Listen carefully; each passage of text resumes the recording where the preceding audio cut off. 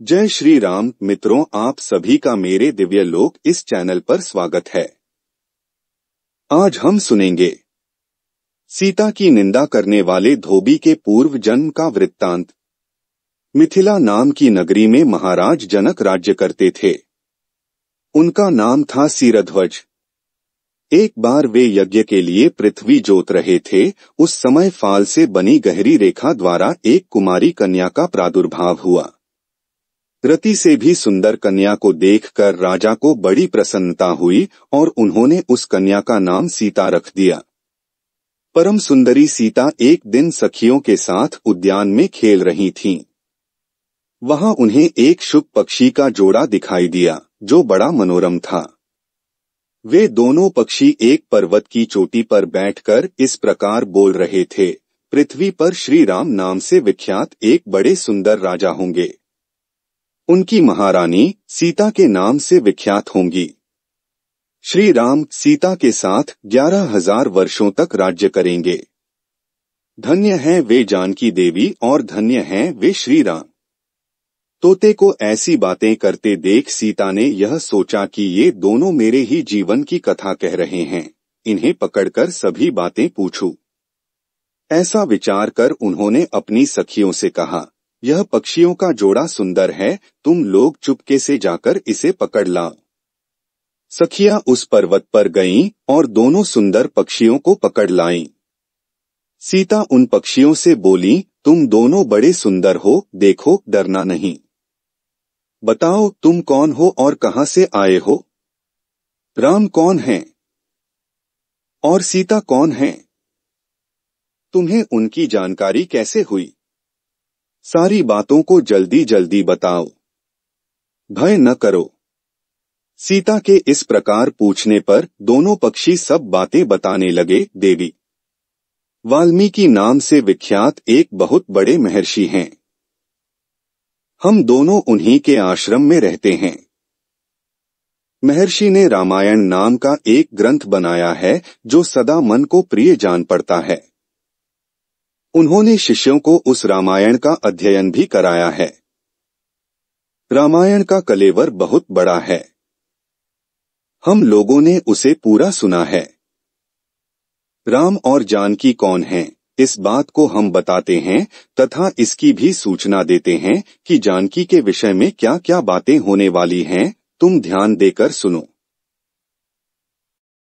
महर्षि ऋष्यशृंग के द्वारा कराए हुए पुत्रेष्टि यज्ञ के प्रभाव से भगवान विष्णु राम, लक्ष्मण, भरत और शत्रुघ्न ये 4 शरीर धारण करके प्रकट होंगे। देवांगनाएं भी उनकी उत्तम कथा का गान करेंगी।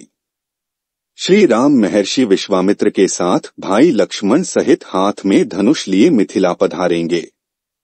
उस समय वहां वे शिव जी के धनुष को तोड़ेंगे और अत्यंत मनोहर रूप वाली सीता को अपनी पत्नी के रूप में ग्रहण करेंगे। फिर उन्हीं के साथ श्री राम अपने विशाल राज्य का पालन करेंगे। ये तथा और भी बहुत सी बातें वहां हमारे सुनने में आई हैं। सुंदरी, हमने तुम्हें सब कुछ बता दिया। अब हम जाना चाहते हैं, हमें छोड़ दो। पक्षियों की ये अत्यंत मधुर बातें सुनकर सीता ने उन्हें मन में धारण किया और पुनः उन दोनों से पूछा, राम कहाँ होंगे? वे किसके पुत्र हैं और कैसे वे आकर जानकी को ग्रहण करेंगे?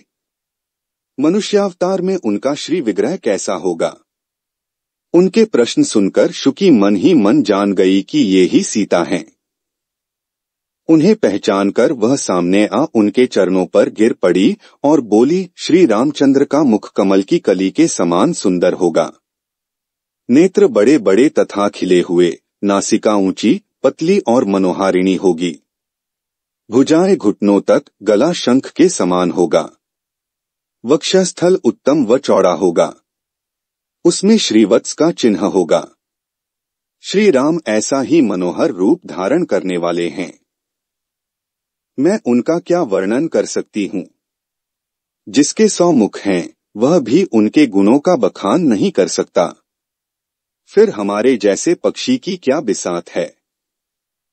वे जानकी देवी धन्य हैं जो शीघ्र रघुनाथ जी के साथ हजारों वर्षों तक प्रसन्नतापूर्वक विहार करेंगी। परंतु सुंदरी, तुम कौन हो?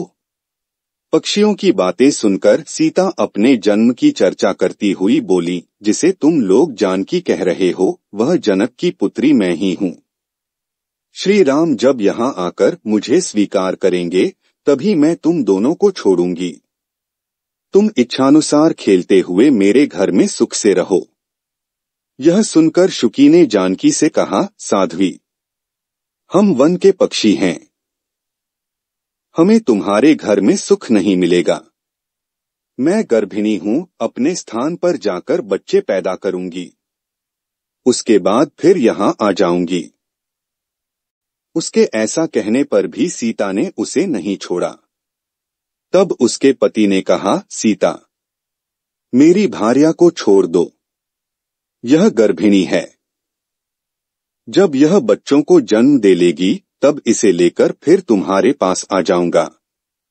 तोते के ऐसा कहने पर जानकी ने कहा, महामते, तुम आराम से जा सकते हो, मगर यह मेरा प्रिय करने वाली है, मैं इसे अपने पास बड़े सुख से रखूंगी। जब सीता ने उस शुकी को छोड़ने से मना कर दिया, तब वह पक्षी अत्यंत दुखी हो गया। उसने करुणायुक्त वाणी में कहा, योगी लोग जो बात कहते हैं वह सत्य ही है, किसी से कुछ न कहे, मौन होकर रहे, नहीं तो उन्मत्त प्राणी अपने वचनरूपी दोष के कारण ही बंधन में पड़ता है। यदि हम इस पर्वत के ऊपर बैठकर वार्तालाप न करते होते तो हमारे लिए यह बंधन कैसे प्राप्त होता, इसलिए मौन ही रहना चाहिए। इतना कहकर पक्षी पुनः बोला, सुंदरी, मैं अपनी इस भार्या के बिना जीवित नहीं रह सकता, इसलिए इसे छोड़ दो।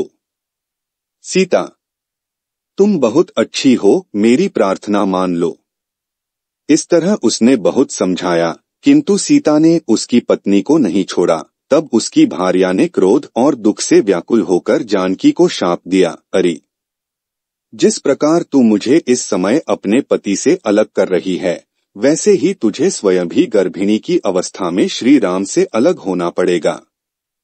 यूं कहकर पति वियोग के कारण उसके प्राण निकल गए।